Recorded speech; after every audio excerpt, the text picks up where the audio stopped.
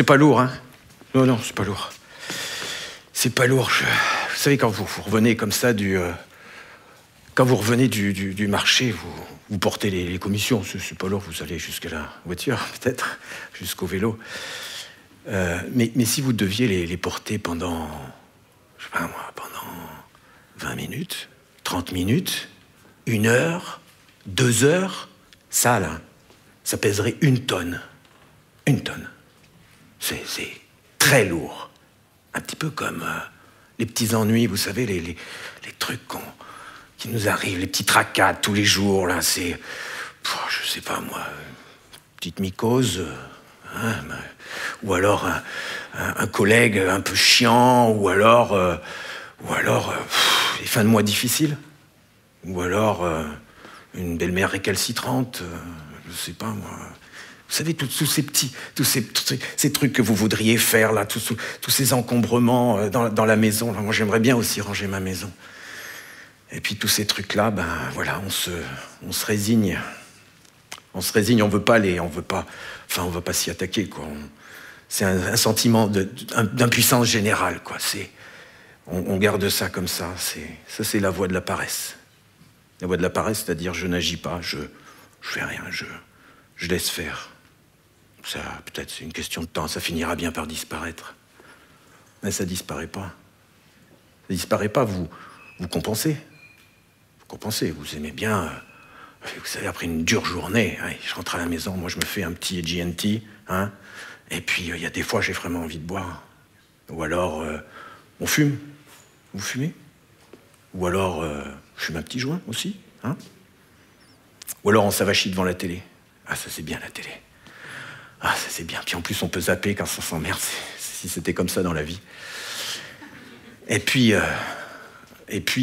alors, quand on a une grosse déprime, là, eh ben, on va manger ce dessert si sucré, ou si gras. On va manger pas mal, oui.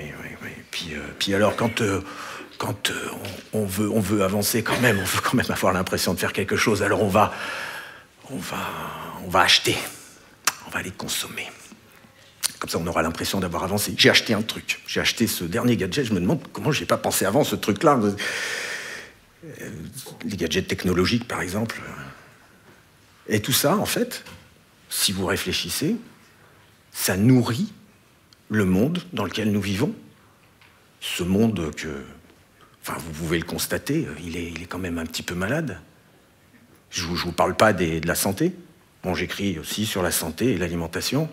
Bah, la santé, il y a des pandémies quand même. Les cancers, l'obésité, diabète de type 2, maladies cardiovasculaires, et j'en passe.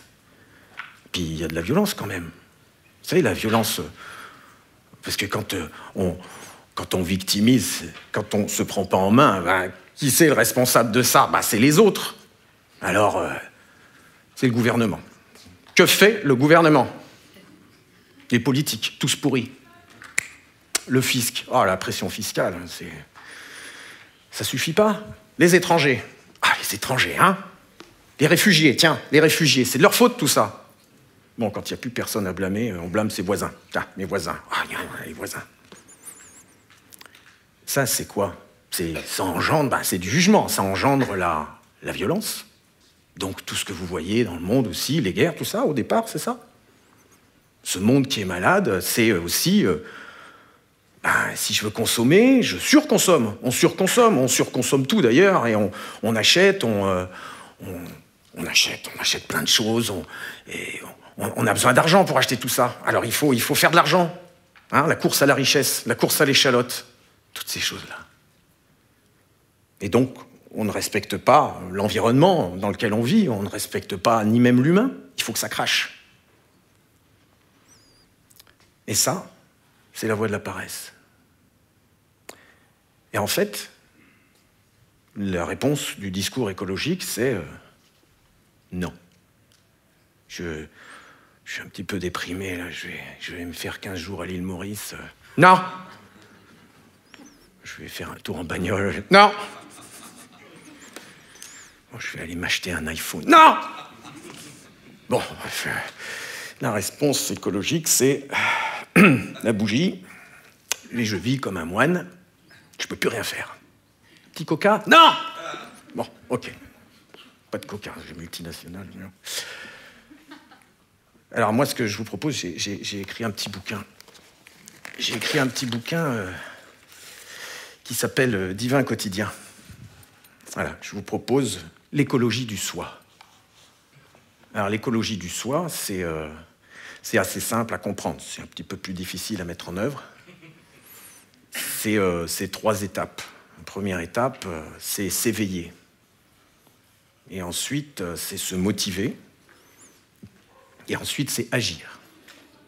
Alors s'éveiller, c'est se rendre compte de ce qui se passe, c'est ne plus être naïf, c'est prendre du recul par rapport à tout ce qui nous arrive. S'éveiller, c'est s'éveiller à ce qu'il y a autour de nous, à regarder les choses, à regarder la beauté du monde, par exemple.